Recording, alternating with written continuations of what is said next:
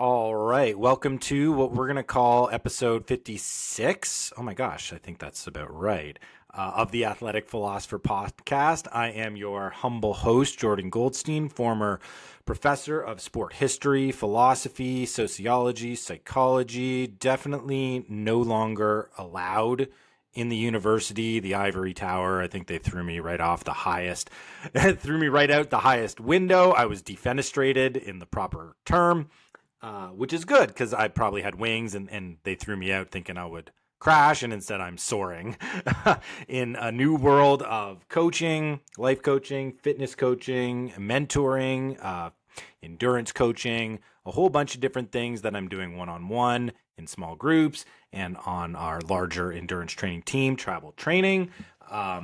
If you enjoy any of the things that I'm talking about and want to see how we can realize that power in your life, there's certainly some things in the show notes on how you can get in contact with me, and we can certainly discuss how to make things real for you, because that's what my guest and I, my esteemed guest and I, are going to be talking about in today's podcast. I'm excited and delighted to welcome back Mr. DecafQuest, Mr. Mahmoud Rasmi. We got together on episode 52. We are fellow travelers in the philosophical vocation or avocation, whatever. But we really enjoy talking about ideas, experimenting with them, probing deeply into them. And he is an expert interrogator of ideas. And that's why I invited him on the first time, and why we're hoping to make this a little bit of a monthly series between the two of us as a real live exposition in philosophical thinking, in trying to apply that philosophy. So thank you very much, Mr. DecafQuest, for coming back on and being such a gracious interlocutor for these philosophical ideas. And our discussion today is going to center around the question of, can we realize virtues? Can we actualize virtues in the world of physical activity?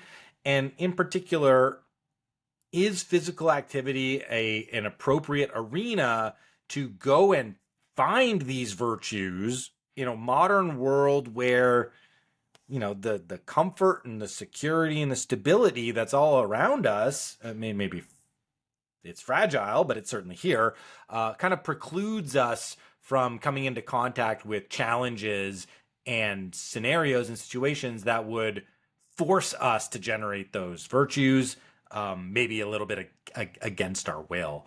So I love this discussion because philosophy without application to me is useless. And I'm very much interested in trying to apply any type of a philosophy around sport into my life to make my life better. And if I'm not finding those results, that means the philosophy is a bad philosophy. It's a bad philosophy. So Mr. DecafQuest is here to make sure that our philosophy is a good philosophy. Or maybe not. Maybe I should just let him speak. Yeah, no, maybe we can even, well, thank you very much also, Jordan, for having me here. I really enjoy our discussions, and that's why hopefully this will become a monthly series until we spart philosophical death, and then each will go their way. But this is partly maybe what we're also doing. Philosophical sparring in a sense, even though this is more of a laid back discussion. But what you mentioned is, if the philosophy does not have results, then it's bad philosophy.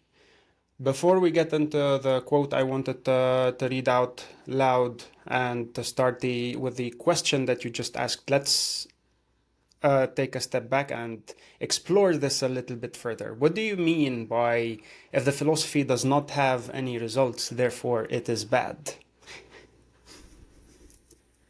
To go back to our previous discussion, the philosophy that I'm interested in is not ontology, but phenomenology. So I'm interested in the philosophy of experience, which means if I can't live out the ideas towards their purported end, then that means there's an error in the ideas. So to give a good example of this, like the idea, the philosophy, the theory of communism says we should organize society around X and Y principles. But when X and Y principles are put into action in the world, it doesn't lead to the stated goal, the stated end goal that communism performs, which proves that it's a bad philosophy. So it's about testing the intellectual claims, the abstract claims with real world evidence and experience, and then seeing if the end goal matches. So I want correspondence and I want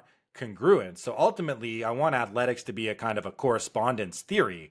And a correspondence theory is just a theory that says things that happen in the world have to be truthfully related to the ways in which we think about them effectively, right? So that's what I mean by a good philosophy can be lived out in the way that it's abstractly presented.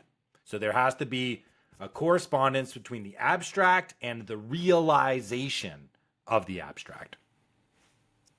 And this is tied to concrete results, to goals that you set out for yourself. What would that be, for example? If you can give an example. So in many ways, the results are going to be both objective and they're going to be subjective. So my philosophy aims towards the good life or a better life or a life of continuous improvement and attainment of virtue, right? Of trying to level up, of trying to improve.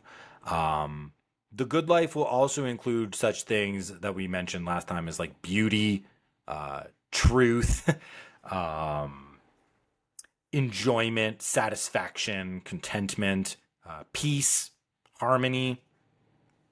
So they'll be related to elements of goodness.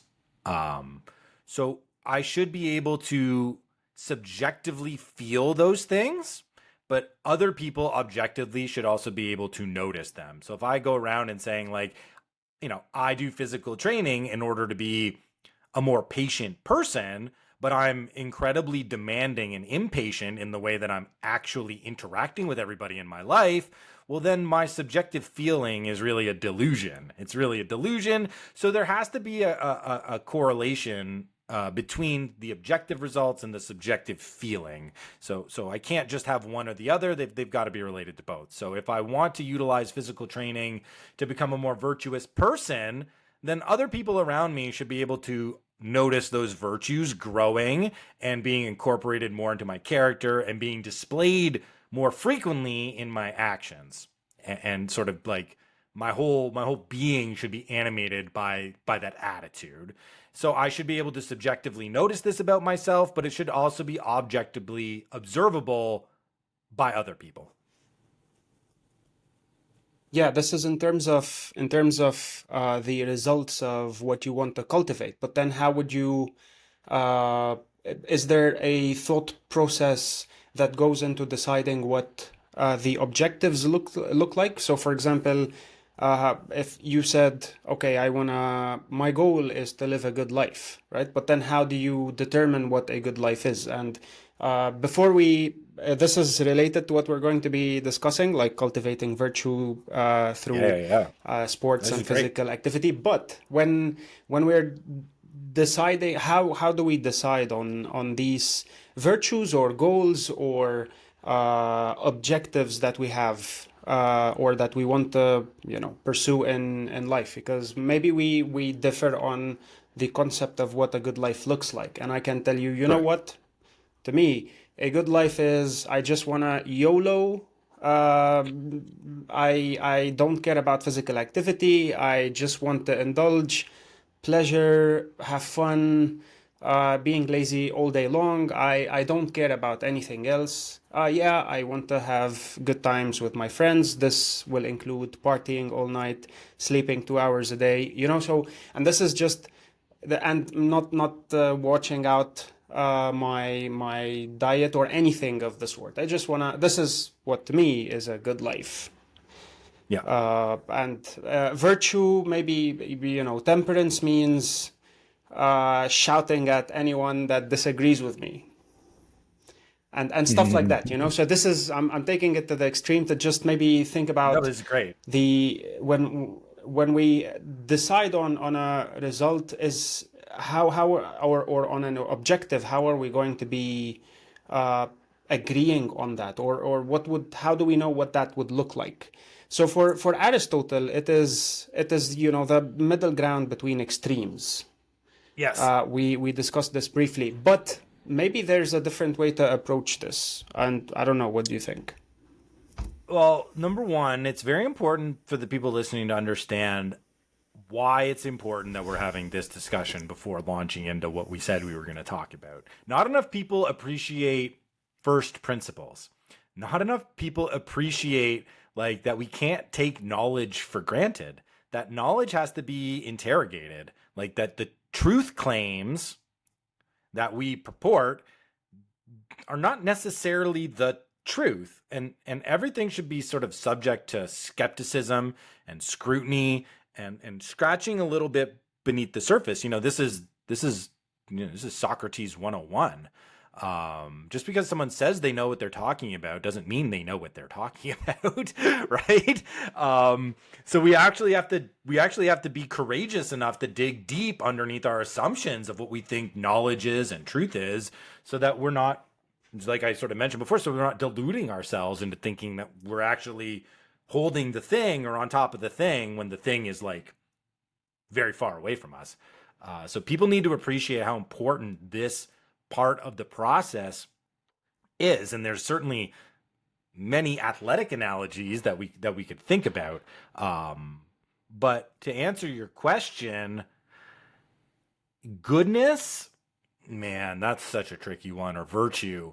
Ultimately, it's like culturally contextualized because people born in different places have different conceptions of what's good and what's bad. This is what makes morality such a very tricky philosophical area of inquiry. But I think that's what makes it so fruitful and rewarding to throw yourself into this difficult, hard, challenging place and to not run away from these difficult questions. Um, Objective good, there's something like ethics, I guess you could say. Um,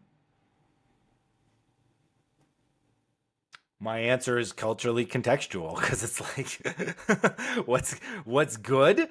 Um, Goodness is reflected back in truth. That's what I would say. Goodness is correspondent to the truth of my existence and my experience and to the nature of the world that's around me. So I've got to merge myself with what is effectively being presented to me as the truthful plane of existence. And there's likely very few things that we could agree on that may be turned objectively good that strike across all cultures in all times and all places. Um, for me, something like the Ten Commandments, for example, would be a good starting place.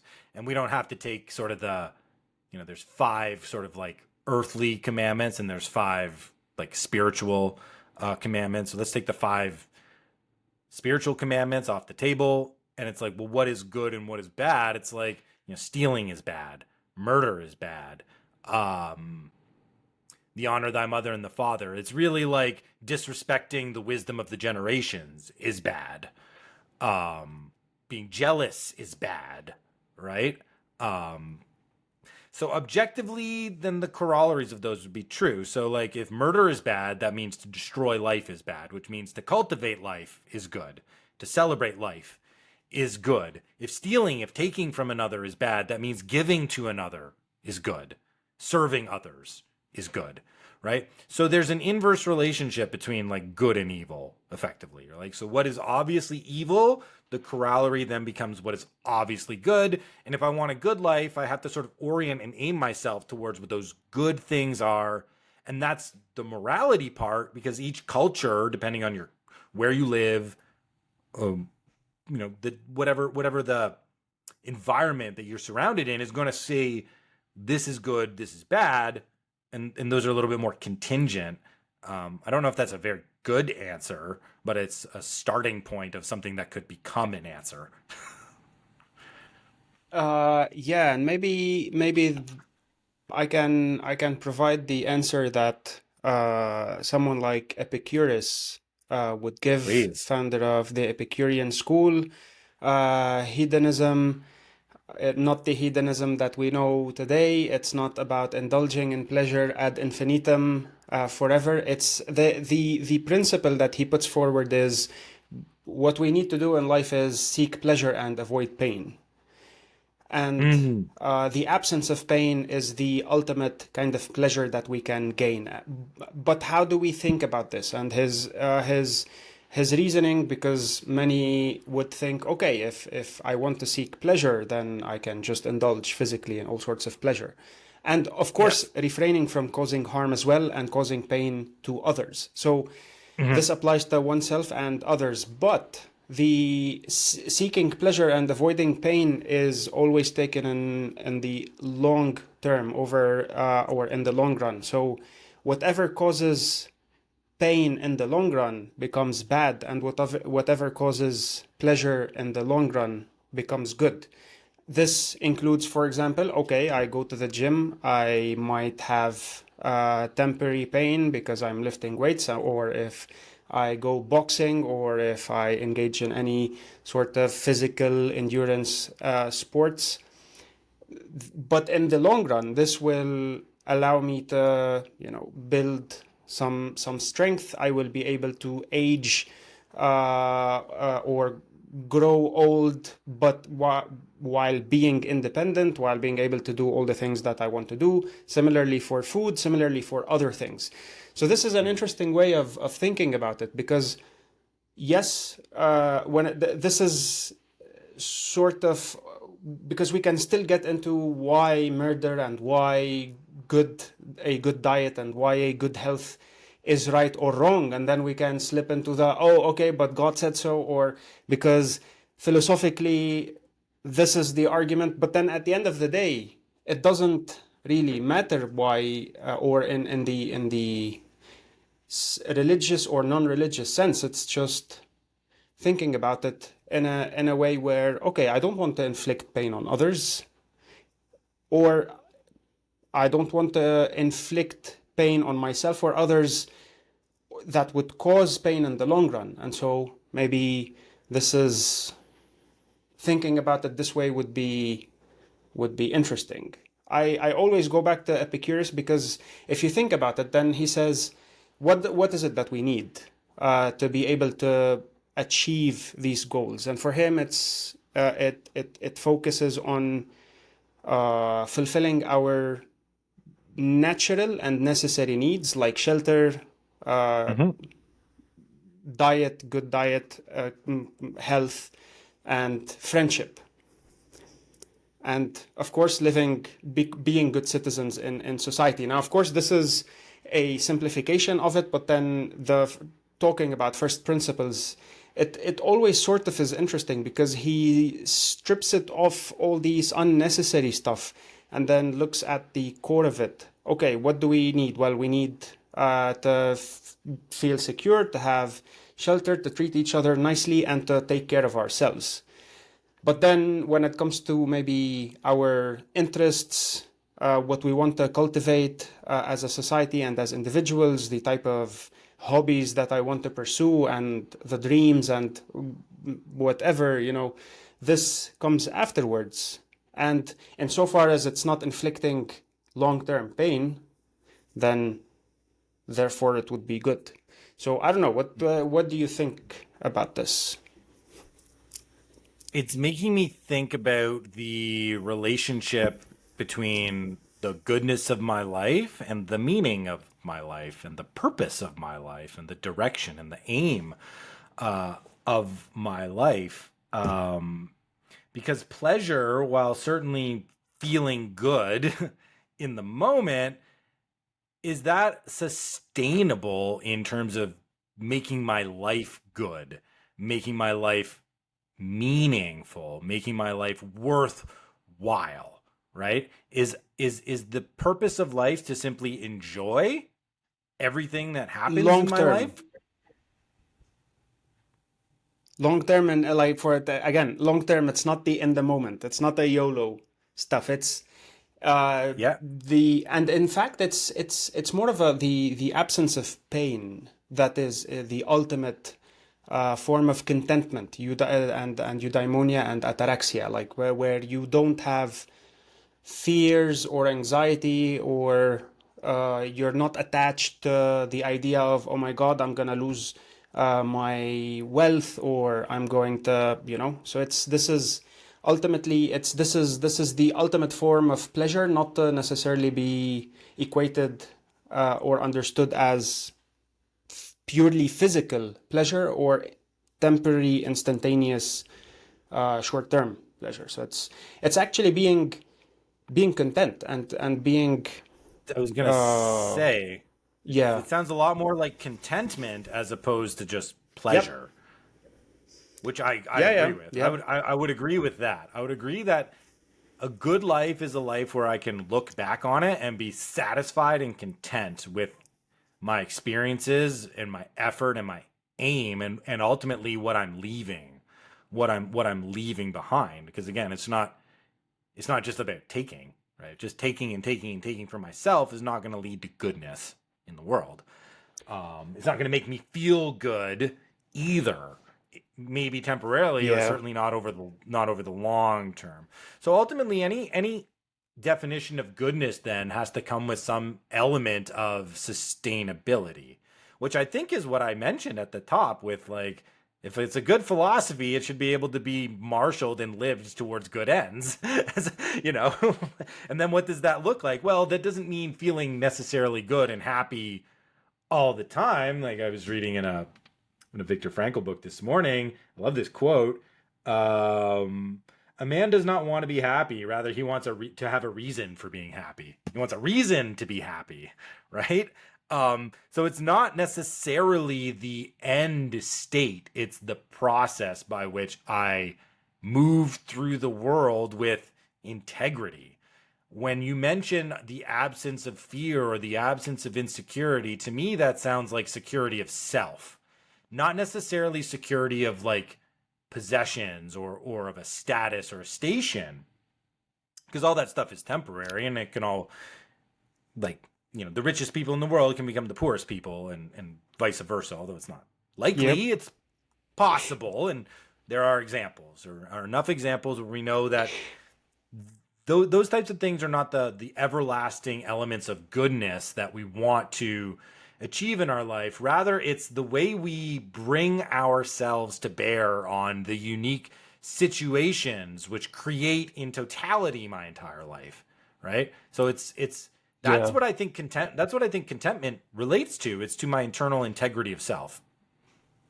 Yep. And this is, I mean, I didn't want to go into Epicureanism as such, but then they distinguish between these We three are here. different types of yeah, I mean, we are We're here. This is great. natural and necessary.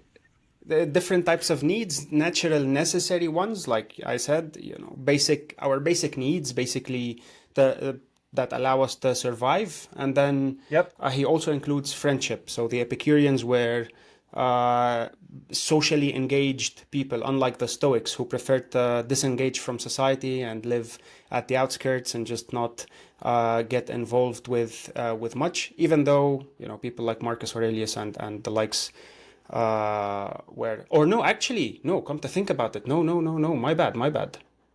No, it's the Stoics would engage heavily in society, but actually the Epicureans would not, even though they valued friendship.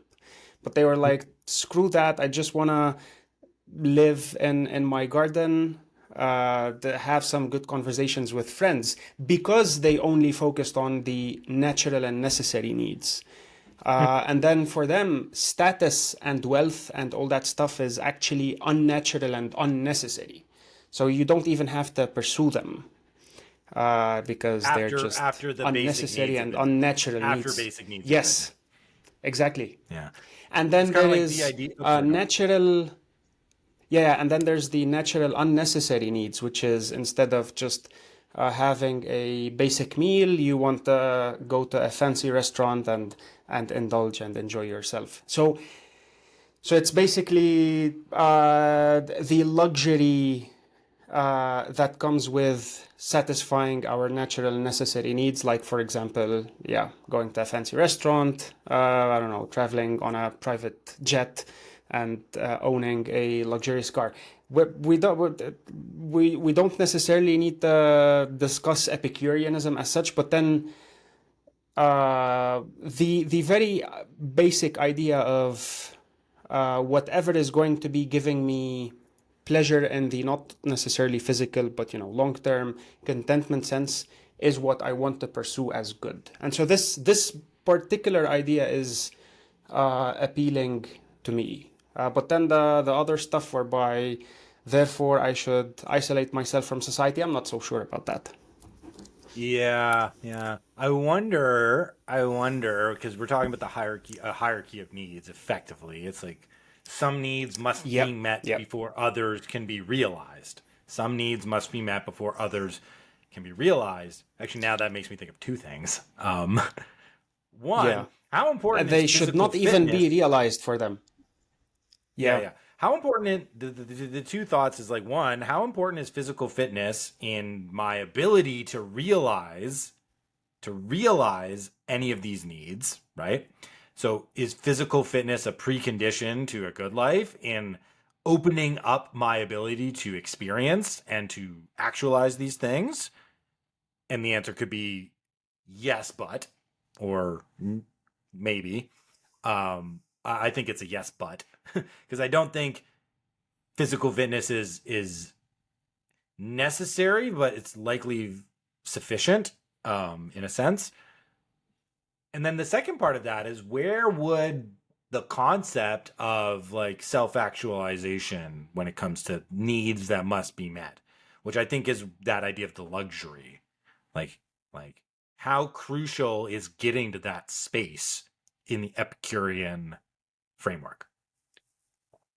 Uh, for for the Epicureans, the only thing that needs to be met are the basic natural and necessary needs, and everything else is just unnecessary, and we shouldn't even indulge in that. And so that's this is for them.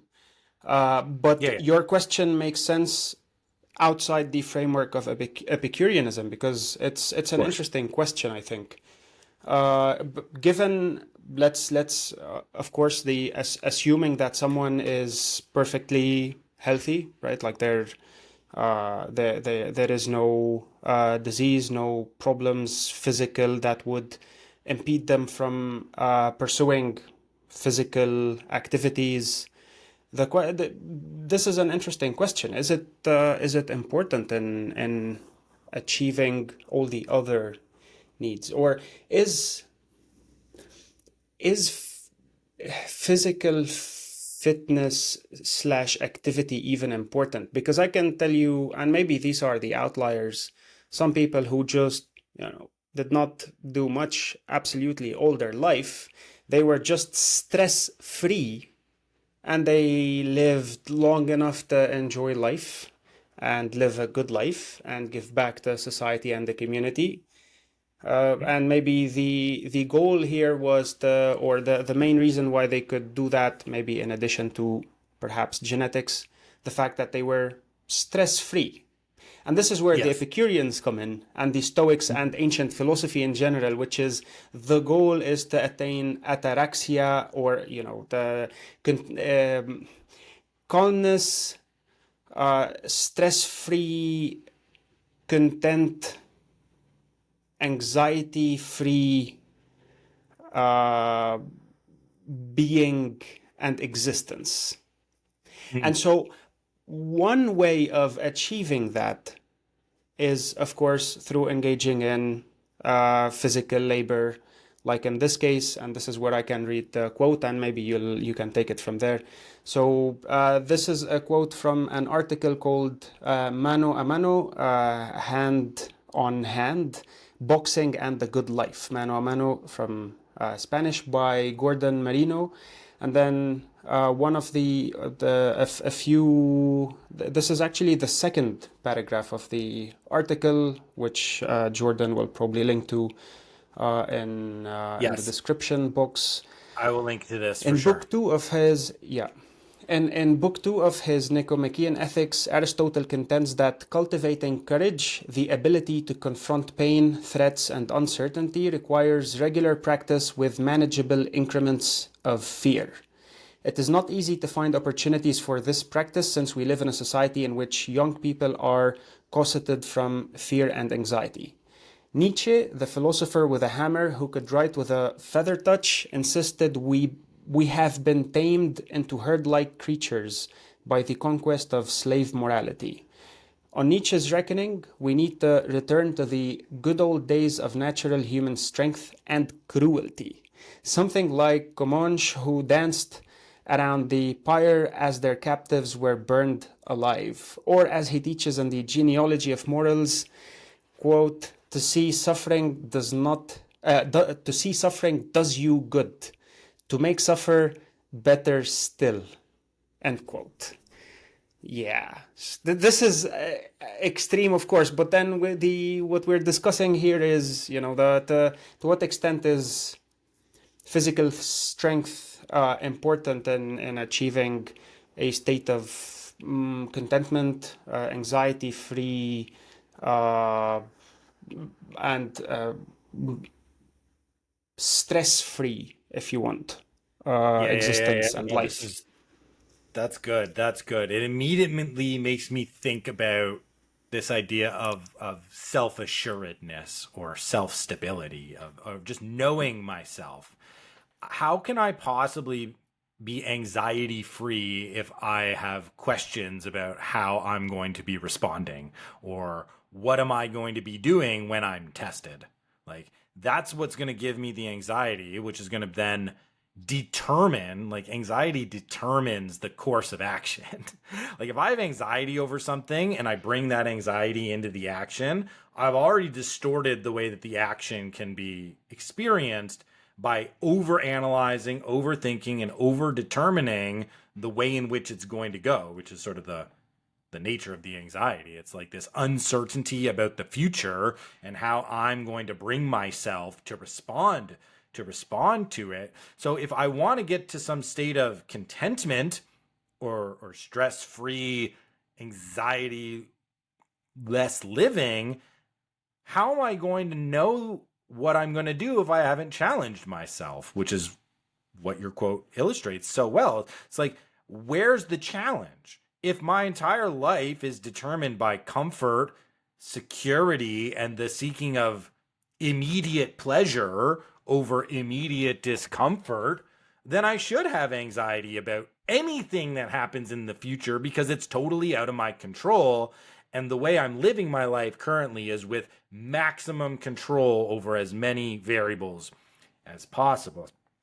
So then the answer, or sort of the next question is, well, where do I go for these challenges? Where do I go for these challenges to know myself? To know myself. And the physical provides me with the most objective experience and results that I can then incorporate into my own understanding of self. Because if I just do this abstractly, the mind is going to distort the experience, just as it is intended to do. The mind and the brain are the best way to, there's a lot of good ways to think about these things, but I think the most appropriate way to think about what the brain does is it's a filter. The brain filters reality. It blocks out the unnecessary things that I don't need, and it gives me the direct stimulus that is most important, right? Which is why I'm looking this way. My field of vision is front, but I don't see the nose that's in front of me because it blocks out what I actually need to see. So the brain filters out the fact that I have this nose that's right in front of my eyes to allow me to see what's most important, potential threats in front of me or potential opportunities in front of me. So if I want knowledge about myself, but I'm doing it abstractly through like my feelings or the way other people are kind of telling me about myself, the brain is automatically going to filter these things to my ego. And the ego doesn't care about things like good or bad or meaningful or non-meaningful. The ego wants to be confirmed. The ego just wants to be right. So then my brain is going to distort reality to match what my ego expects. And that's not going to allow me to know myself in any sense that is meaningful or that is going to allow me to be stress free and content with the way future events are going to act upon my person. So the physical is really this valuable plane of experience where the brain doesn't the brain can't filter, or the brain can attempt to filter, but it's going to lose. It's going to lose to the pain of getting punched in the face by my opponent. And I can think, oh, I really did a great job in that sparring matching, but wow, why is my eye so black? Oh, it's because I didn't block on this side and my opponent punched me. He punched me many, many, many times, and now I hurt, right? So that is going to then give me a tremendous wealth of self knowledge that I either can make peace with or I can try to delude myself with. But then the delusion is going to be exposed rather quickly. Because let's say, to further that boxing analogy, okay, I sparred with this guy. I got absolutely brutalized. Man, I'm not actually going to look at the objective data that I got punched out. And I'm just going to walk right back into the ring without having improved in any way, shape, or form. And I'm going to get pummeled again. And it's going to hurt my ego, and it's going to hurt my sense of self and my confidence and my contentment, because now, right, the objective results are discongruent. Like they're not matching up with my expectations of how things should be going. And that's going to spiral negatively inside of myself to lead me away from the Stoic or the Epicurean ideal of contentment. So the physical basically removes the ability of the brain to lie to itself, would be the best way that I would put it, as to why we want these kinds of experiences for self-knowing, which will lead us to contentment. Yes, and this is interesting because you made me think about the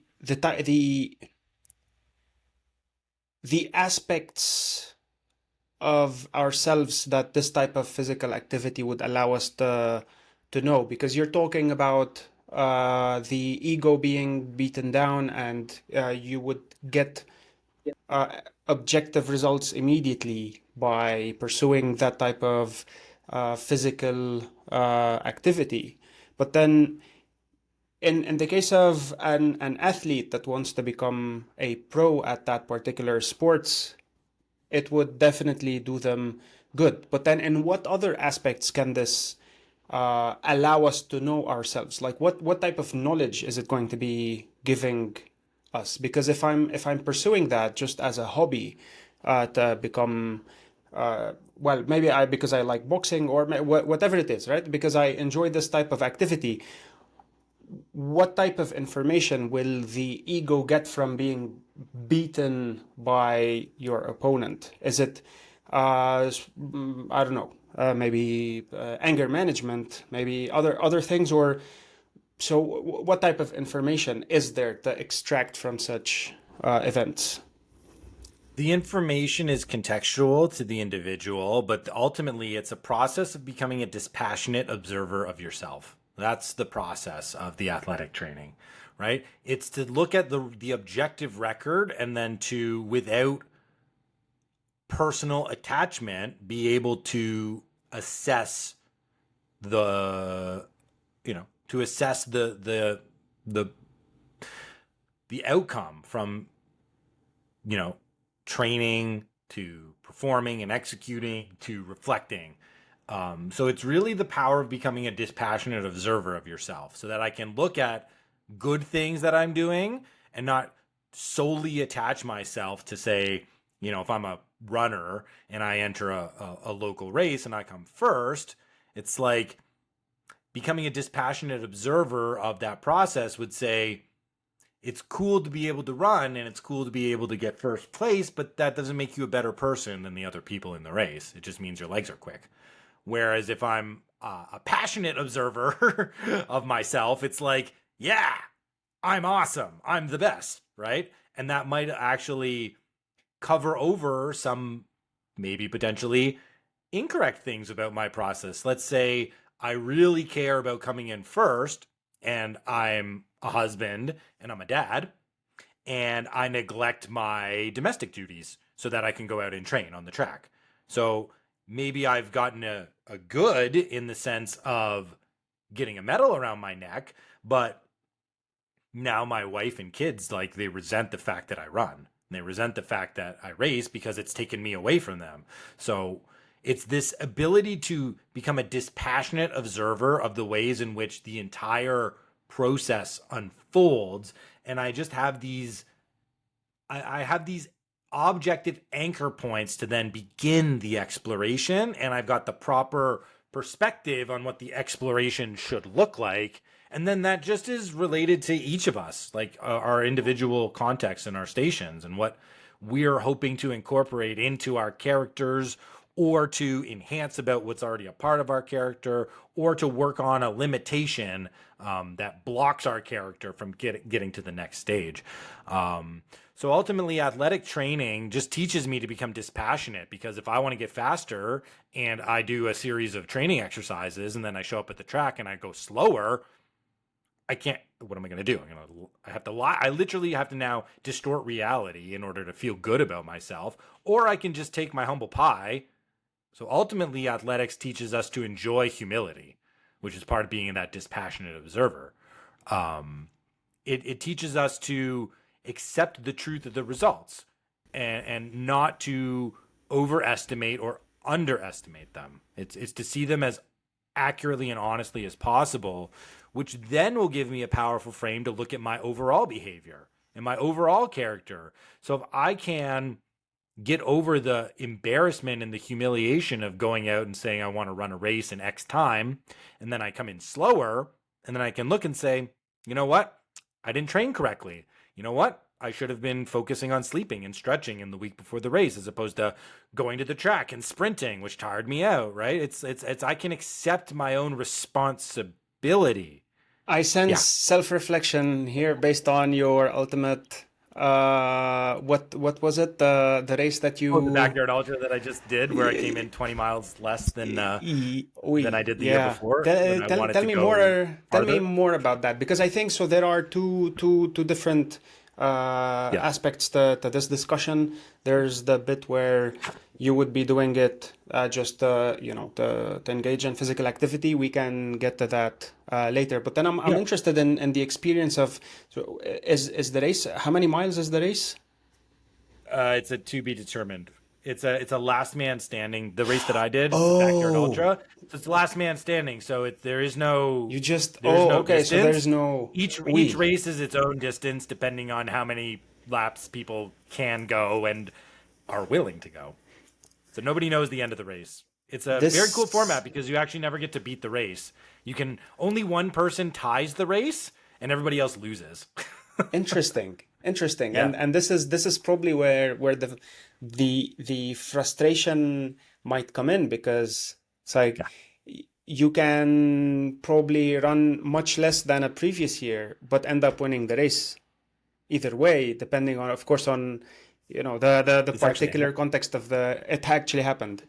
This actually happened to a mutual I know who he ran a backyard ultra last year. I think he went 120 miles in the race, didn't win, but then came back to the same race this year, got first place, but that was only like 87 miles because no one else could go farther. And he was like, Interesting. I don't like that. I don't like the fact that I won, because I wanted to go farther. I wanted to hit a PR and no one else could help me get there. So, that actually did happen to a friend of mine just recently. This is a mind games race and not a Yes. physical race. Wow. It's not a running, it's not even really a running race, this backyard ultra. It's just an endurance race. It's Yeah. who can just keep going, who can summon the willpower and the mental fortitude to get up out of the chair every hour on the hour. It's like it's a test against self that no other racing format that I've come across even approaches, because the mind can't make sense of anything if it's not in a narrative structure. Like, the narrative structure is an inborn part of our brain's function, that we can't make sense of anything without a start, a middle, and an end. Yeah, I'm a trained historian, so I just love the narrative. I'm trained in the narrative, and I see everything in a story format. But we all do, anyways. Like even science would be like, no, science doesn't need a story. I'm like, okay, but talk to me about your experiment. There's a start, there's a hypothesis, there's a middle, which is the running of the experiment, and then there's the conclusion. So even your most boring technical scientific articles that you'd read in the journals, those are stories. They're just very boring and very technical stories, but they are stories nonetheless. So the cool thing about this Backyard Ultra is there is no end. So the mind's got to figure out, what the heck do I just do with a middle?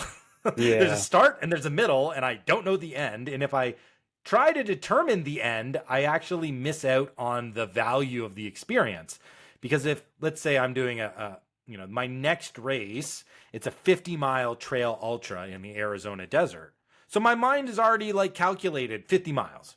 Yeah. There's a finish line, there's a start line, and then everything just kind of happens in between. But this backyard is like the end just never comes until like it forces itself upon me, and then I have to go out of the race. Like it's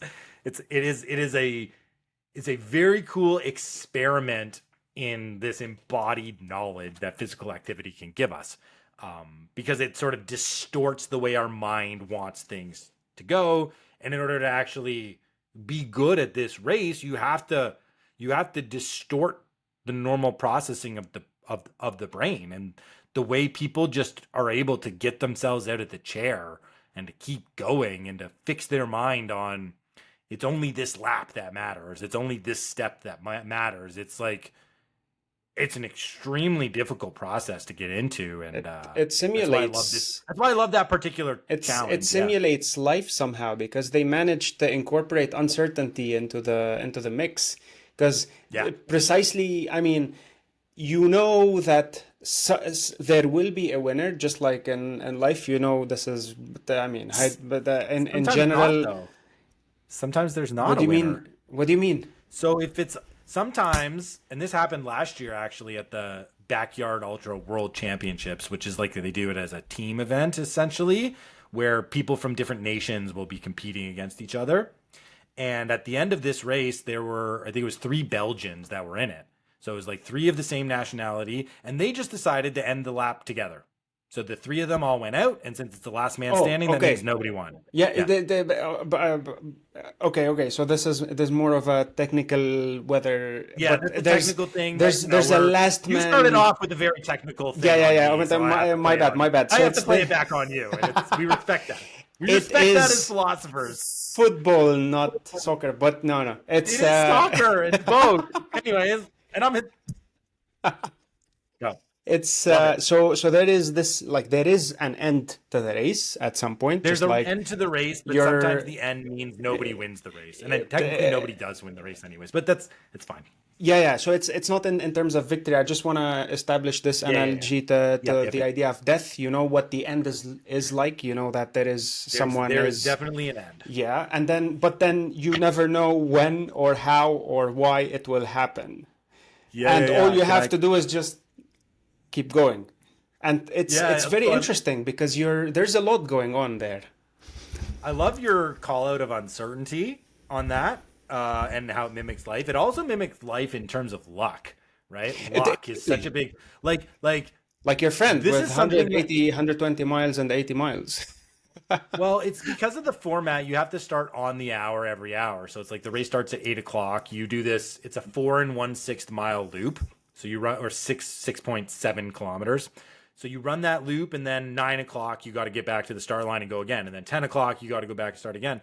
Let's say like you feel good, but all of a sudden your tummy starts to rumble and you got to go to the bathroom, and you look down at your watch and it's like 8:58. You're like, But if that was 8:38, you'd be okay. So like the timing of your bowel movement can take you out of the race. And that's just luck. You know, that's just a luck thing right? Yeah. So it's neat how a lot of these philosophical concepts of the factors that actually determine the quality of my life are so present in this particular racing format, which is, I think, why I love it so much, even though it tore me up this year and kind of put me back a little bit. But I have a whole race reflection pod that people can listen to if they want to know about what happened in that race.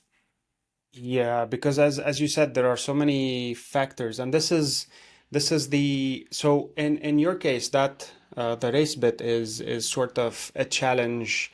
This is like the real life happening. But then, if we're talking about finding the space to physically train to, this is where the what the article was trying to argue for, like boxing can help, boxing in this particular example, right, it can be other things, can help build courage, can help someone stand toe to toe with their fears, and it can also, Yep. besides providing practice in facing your fears, it is a sluice for repressed rage.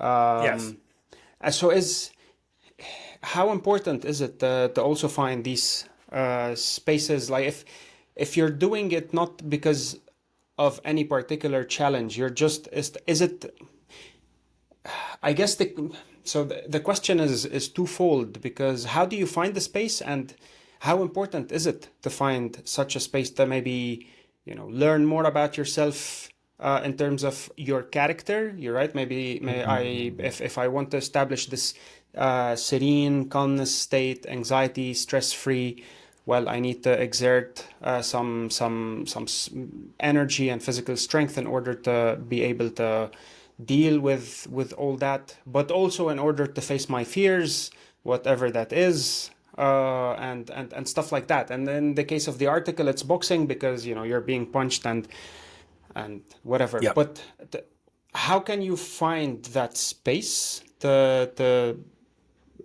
exert that kind of energy and physical activity, and to engage in it? And in what way is it important to do that? To not only learn about my character in terms of the moral aspect of it, or in terms of, whether the Yeah. humility and all these character traits, but also the more instinctual stuff, whereby I will get offended by a joke and walk towards the comedian and slap them on the face, type of thing, instead of holding back, and when to know actually when to walk the comedian and slap them in the, Yeah. Yeah. it's Yeah. like, Yeah. so Yeah. it's Yeah. Yeah. all this stuff, because usually what they tell you about, I don't know if it's jiu-jitsu or the any karate and jiu-jitsu movie out there, is like the first rule of training to do that is to not actually use it unless it's in self-defense, etc., etc. So it's, there's Yes. Yes. this, Yes. there you do all that stuff, you let it all out, but then you're preparing yourself to become, to manage your emotions and yourself better. So there's a lot going on there, but yes, Yeah. how do you do that, and to what extent is it important? Uh, to what extent is it important? I think is likely where the answer has to start. It's crucial. It's like of maximum importance because think about it in terms of a performance. So it's like a live theater show. Do the actors just go without rehearsals? Do the actors go without a dress rehearsal? No, they painstakingly practice their lines, right? They train, and then when the curtain goes up, that's the performance. And in order for the performance to go well, there has to be meticulous preparation in a simulated but non-real in a non-real environment. So there's not like an open auditorium where people can buy tickets and come and watch the actors read their lines in rehearsal, right? The audience is part of the performance. And showing up and exposing yourself to the possibility that, oh, I might forget my lines or we might have a mishap with the stage, right? Takes on the seriousness only when the audience is there. Only when the audience is there, which is kind of like my life. Like, I don't get do overs in my life. I don't get the chance to go back and try again. Like, if I go up and I hit that comedian, like, I get charged with assault. There's like, the real world has real world consequences. And if I'm acting in the real world, I want to make sure my real actions are not going to lead me to the negative consequences. I want the positive consequences. And in order for me to be assured of that, I have to have some experience in a training ground. I have to have some experience in a training ground. This is why education is such a valuable part of life, is so that I can learn in a safe-ish environment or in a non-real environment the lessons that are going to equip me for the real world, right? And so why is it important? I don't want to fly blind. I don't want to walk into real world situations without having any semblance of experience of what it's going to be like and how I'm going to need to react. I'll be incompetent. I'll be incompetent. I won't have any knowledge. I won't have any wisdom. I won't have any experience. I won't have any understanding. And therefore, I have no clue how to act. And if that doesn't like give you anxiety, just like thinking about it, like then you might not be human because that's part of the anxiety is this uncertainty about what I'm going to do in the future when X event or Y variable brings itself to bear onto me. So sport is the training ground. Sport is a training ground for character so that I can be put into simulations. I can be put into simulations. One of the ways in which I like to describe the world of sport, and this is sort of getting to the real answer to both your questions, which is like play, find the answer in play. And play is like incredibly serious for this reason. Sport is like kind of a dream.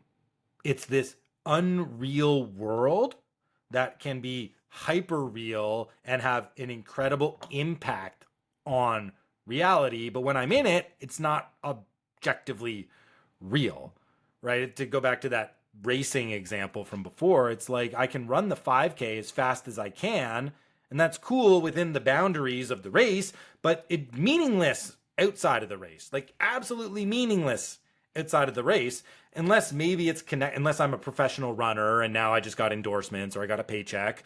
But if I'm just an amateur and I want to get fast, like what actually happens? What actually happens when I go fast and I get the medal? Nothing. There's no objective anything to that.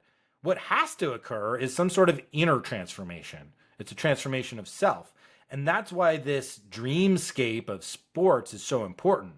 It's this unreal place that's marked off by this boundary. You know, the race is not real, but when I cross the starting line, it's the only thing that matters. It's like my reality becomes the race, even though the race itself is not a real thing, if I'm making a little bit of sense. So ultimately, these are training grounds. We call it physical training. I'm training myself. I'm bringing myself into context with simulated experiences that mimic reality, and they mimic it in such an appropriate way that I can transfer those lessons, but only if I'm intentional about it. If I'm looking for those types of things. So if I want courage from whatever training I'm doing, then I have to approach with the intention that I'm doing it to gain courage, which is going to focus my attention on many different elements of the experience as opposed to just like punching out my opponent, right? In boxing. So it's very important that we have safe spaces to experiment with things in the world before we are forced to go out into the test of the real world. That's why the sporting arena is so valuable for our characters, because as we were just discussing with the Backyard Ultra, they mimic life. Like they are representations of things I have to deal with in life, so that if I can get comfortable dealing with them in the sporting arena, I'll have an easier time transferring those outside of the sporting arena. Yeah. For some reason, the idea of results and the effectiveness of the philosophy has popped up again, because does that apply That's to good. That means sports that as well? we should try to circle some sort of an But ending then around this, and yeah, because we'll pick it up again in 4 weeks. yeah, because we were discussing, because you were saying if the philosophy does not have any sort of tangible or effective results, then the philosophy therefore is false, to put it one way or the other. Does this also apply to the type of sports arena or sports activity that we pursue usually? And how would you determine that? And maybe you can just answer this briefly now, and we can pick it up next time. Because is there such a thing also as a false physical activity that does not necessarily translate into effective results into the real life and is not transferable? Oh, for sure, all the time. All the time. And that's dependent upon intention. I would say that the intention is the determining factor there. So, like a physical activity which may be hollow, may be like training for vanity. So, the only reason I want to train is so I can look good, right? That's Mm. likely not going to lead you to any good, truthful observations about yourself. And it's actually likely going to distort the truth of what you're doing because you're locating the goodness in some external object, in some external result, as opposed to the goodness being like this transformation of the inner world. Um, so you may just you may have a wrong intention, you may have an incorrect aim. Let's say, and I see this kind of, and maybe this isn't your question isn't directed quite to this, but I do think that there are certain sports that map onto different virtues more accurately. For This is example, actually the yeah, it's part of, because yeah, the so when it comes to the philosophy bit, you're saying, well, it's more, it needs to be more phenomenological, directed at, whether it's helping yeah, me achieve these results or not. And when yeah, it comes to sports, maybe I can tell you, like, in the case of the article that we're discussing, it's saying, boxing is a good medium because it allows you to face your fears in a certain way. yes, Uh, so this is the question, yeah, and you sort of answered that by saying that some depends on the yeah, on the sports. Some sports allow you to map onto virtues better than others. Does that yeah, influence the non professionals, like anyone who is yes. thinking, I want to pursue activities? Would you recommend, for example, that they pursue some activities over others because it would help them achieve results in a different way? It's it's a great question. The way I personally approach this is I want the inner signal to be the most present and the most obvious element of the intention. So my if someone came to me and said which activity should I do to start knowing myself better and what virtues I already have and where I may need to improve my character, my answer would be what are you interested in doing? What are you interested in doing? What do you enjoy? How do you enjoy moving? Because the motion, the embodied knowledge is linked to the virtues that are inherent in that activity. So if someone says, I really like weightlifting, to me, that signifies you enjoy intense focus and intense pressure and having to bring all of yourself in one moment of intensity. Because weightlifting is a very like fast, it's very intense. You got the guys that are psyching themselves up before they get under this heavy bar because their life is at stake, right? Like if you go to deadlift as much as you can, like you can snap your spine in half.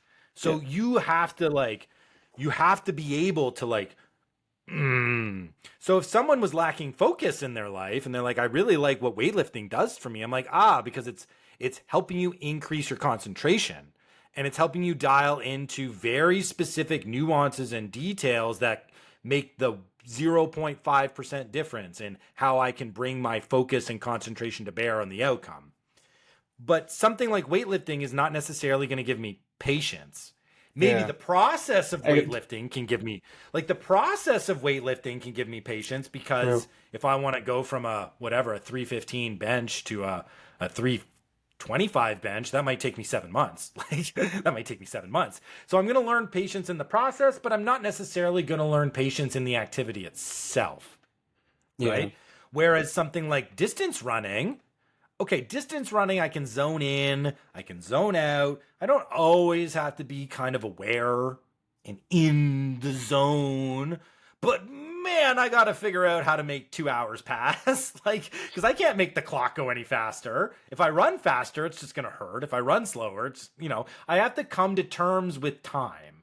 I have to come to terms with patience and you know, personally, I think, as you mentioned, like, I think endurance maps best onto my entire life because I think it most resembles what my entire life looks like, which means I think that endurance training can give us maybe like wiser perspectives overall on how we can live and how we should live than maybe other disciplines do. But I could just Interesting. be off on that, and I could be biased because that's just what I like to do.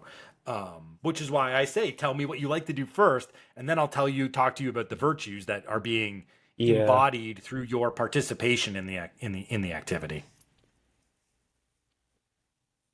Yeah, so and we can maybe wrap this up here because from what you mentioned, it's there the approach is there are two different approaches here. Mapping your goals onto the sports and mapping the sports onto the goals that you want to achieve. So if I show up and I'm like I enjoy weightlifting, it's because of, this is you're basically focused on the particular activity, but then it gives you patience and the whole process. But if Yep. I show up and I'm like, I want to, navigate things with more patience and be able to balance things out, you might tell me, okay, maybe long distance running is better for you. So it's, I think, yeah. Maybe. So it's, yeah, yeah, interesting. It's hard to know until you're actually doing it. That's the thing. It's That's like a there's good the point as well. hypothetical, but then it's like, well, this is why I want them. This is why I want you to move with the body because then we at least have a starting point. We've got a baseline of truth, and then we can move out from that. So at least our first principle is not a delusion, or at least our Yeah, first principle in this exploration of self is concrete. And maybe the first premonition is correct and maybe it's not. Maybe we have to yeah, course correct. Ultimately, it's an emergent process that is realized through the action, which is why we just got to do something,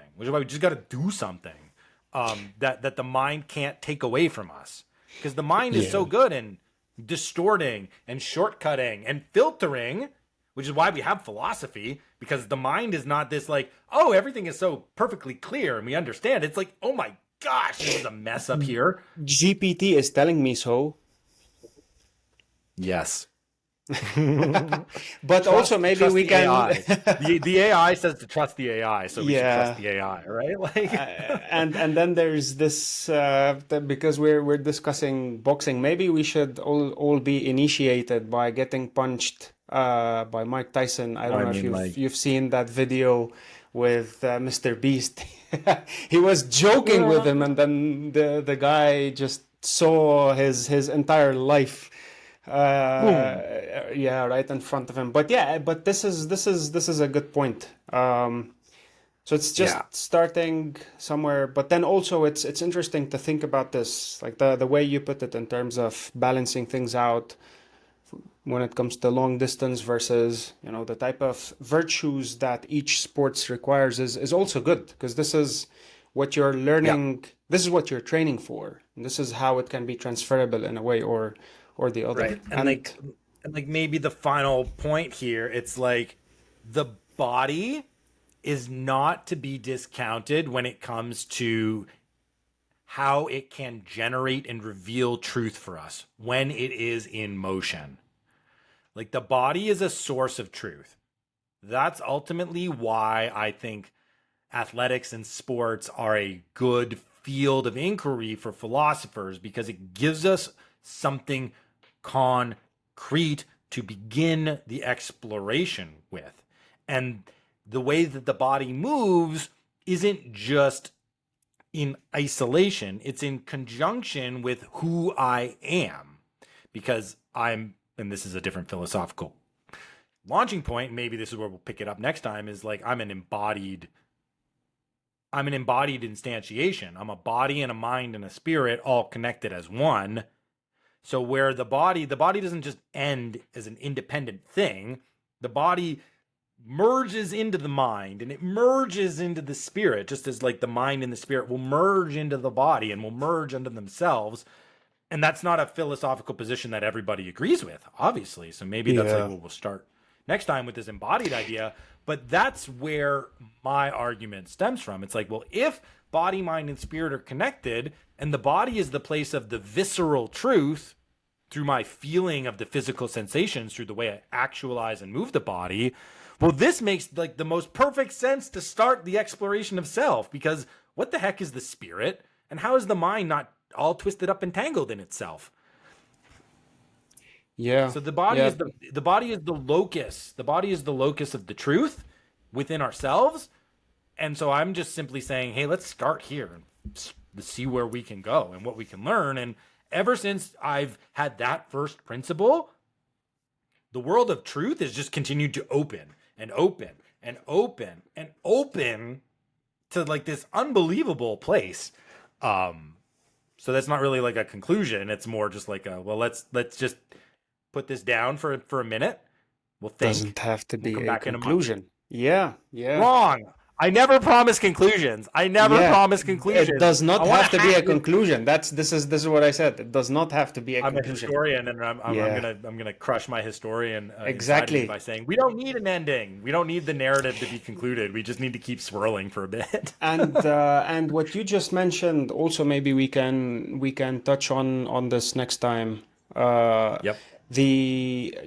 what you were saying reminded me of Michael Easter's book, The Comfort Crisis, and it's very interesting. We can discuss this also next time because This is it's a good book. this is great. I love this. I love this. I'm actually gonna let everybody in on my process right now. I'm gonna make a note about what we should talk about next time. So this is good. We're actually gonna Yeah, have yeah, we're actually gonna have a little bit of continuity here. Although I think we have continuity from the other one, but it was a little bit disjointed. But hey, it's a process. It's emergent. It's fun. We're experimenting. We're exploring, and I hope you guys enjoy what we're doing because this is about as like real as it gets when it comes to trying to grapple with philosophy and trying philosophical to gym. it it's awesome. I mean, where philosophy comes from is also where sports comes from. And it's not a coincidence that they were practiced in the same place. The True. gymnasium was the place of philosophical sparring and physical sparring. Legend goes Plato, right? Plato is not his name. Plato just means wrestler.